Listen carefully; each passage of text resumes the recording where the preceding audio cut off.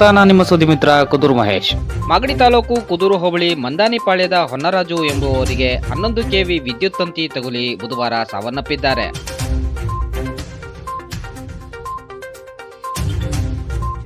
ವಿದ್ಯುತ್ ಗುತ್ತಿಗೆದಾರ ಮತ್ತು ಬೆಸ್ಕಾಂ ಅಧಿಕಾರಿಯ ಸಂವಹನದ ಕೊರತೆಯಿಂದ ಈ ಘಟನೆ ಸಂಭವಿಸಿದೆ ಎನ್ನಲಾಗುತ್ತಿದ್ದು, ತಾಲೂಕಿನ ಗಡಿ ಗ್ರಾಮವಾದ ಶಿರಗಾನಹಳ್ಳಿಯಲ್ಲಿ ರೈತ ರಾಜಣ್ಣ ಎಂಬುವವರ ಹೊಲದಲ್ಲಿ ವಿದ್ಯುತ್ ಪ್ರವರ್ತಕ ಬದಲಾವಣೆ ವೇಳೆಯಲ್ಲಿ ಈ ಘಟನೆ ಸಂಭವಿಸಿದೆ.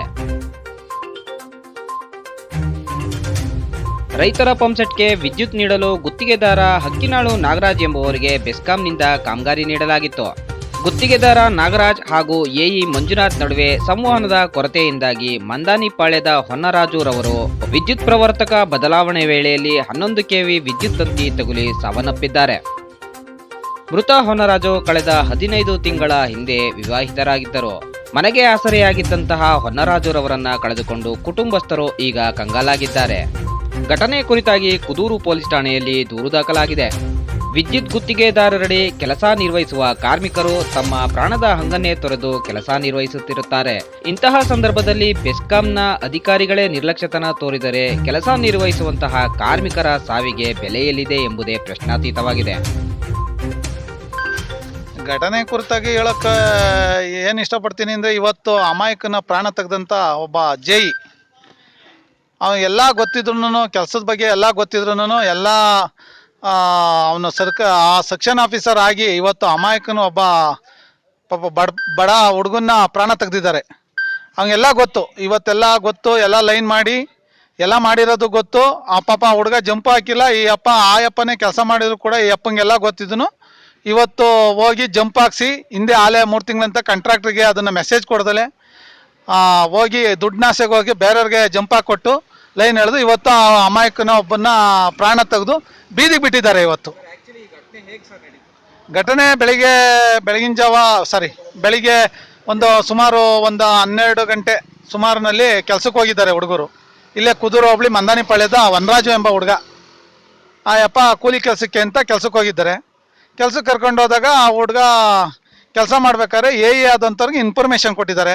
ಎಇ ಇನ್ಫಾರ್ಮೇಷನ್ ಕೊಟ್ರು ಅವನು LC ತೆಗೆದಲೆ ಅವನು ಅದಕ್ಕೂ ಮುಂಚಾಗಿ ಲೈನ್ ಹಾಕಿರೋದು ಗೊತ್ತಿದ್ರು ಕೂಡ ಆ ಹುಡುಗನ ಕಂಬಕ್ಕೆ ಹತ್ತಿಸಿ ಇವತ್ತು ಲೈನು ಚಾರ್ಜ್ ಮಾಡಿಸಿ ಆ ಹುಡುಗನ ಪ್ರಾಣಕ್ಕೆ ಕುತ್ತಂದು ಮಡಗಿದ್ದಾರೆ.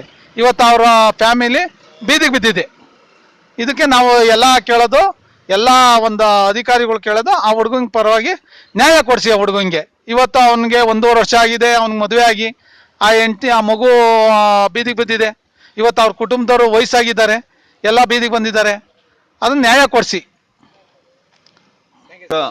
ಈಗ ಡೆತ್ ಆಗಿರೋರು ನಮ್ಮ ಅಣ್ಣವರು, ಅವ್ರನ್ನ ಕರ್ಕೊಂಡೋಗಿ ಕೆಲಸಕ್ಕೆ ಅಂತ ಕರ್ಕೊಂಡೋಗಿ ಲೈನ್ ಚಾರ್ಜಲ್ಲಿರೋ ಲೈನ್ಗೆ ಹತ್ತಿಸಿ ಜೈ ಆದಂಥ ಇವರು ಮಂಜುನಾಥ್ ಅವರು, ಸೋಲೂರು ಜೈ ಆದಂಥ ಮಂಜುನಾಥ್ ಅವರು ಗೊತ್ತಿದ್ದು ಅವರಿಗೆ ಗೊತ್ತಿದೆ ಜಂಪ್ ಹಾಕಿದ್ದೀವಿ ಅಂತ ಗೊತ್ತಿದ್ರು ಕರ್ಕೊಂಡೋಗಿ TC ತೆಗಿಲಿಕ್ಕೆ ರಾಜಣ್ಣವ್ರ ಮುಖಾಂತರ ಕರ್ಕೊಂಡೋಗಿ ಹತ್ತಿಸಿ ಈ ಥರ ಮಾಡಿದ್ದಾರೆ. ಈ ಘಟನೆ ನಡೆದೈತೆ ಸರ್. ಅವರು ಅಧಿಕಾರಿಗಳ ಲೆಕ್ಕದಲ್ಲಿ ಸಾಮಾನ್ಯ ಜನಕ್ಕೆ ಬೆಲೆನೇ ಇಲ್ಲ, ಸಾಮಾನ್ಯ ಜನದ ಜೀವಕ್ಕೆ ಬೆಲೆ ಇಲ್ಲ. ಮೈನು ಗೊತ್ತಾಯ್ತಾ?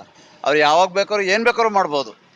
ಅಮಾಯಕರನ್ನೆಲ್ಲ ತಗೊಂಡೋಗ್ಬಿಟ್ಟು ಹಿಂಗೆ ಹತ್ತಿಸಿ ಗೊತ್ತಿದ್ದು ಇವರೊಬ್ಬ ಜವಾಬ್ದಾರಿ ಜ್ಞಾನ ಇರಲ್ವ ಅವ್ರಿಗೆ? ಸರ್, ಈ ಘಟನೆ ಬಗ್ಗೆ ಅವ್ರಿಗೆ ಅವರ ಗಮನದಲ್ಲಿ ಇತ್ತ ಸರ್? ಖಂಡಿತ ಐತೆ ಸರ್.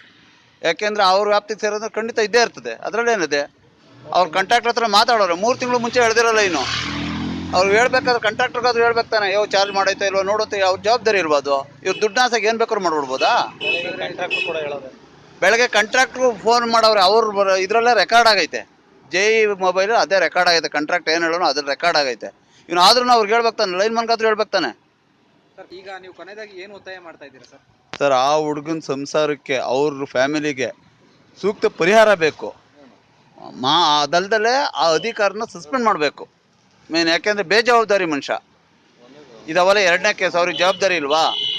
ಅದನ್ನ ಸಸ್ಪೆಂಡ್ ಮಾಡಲಿ.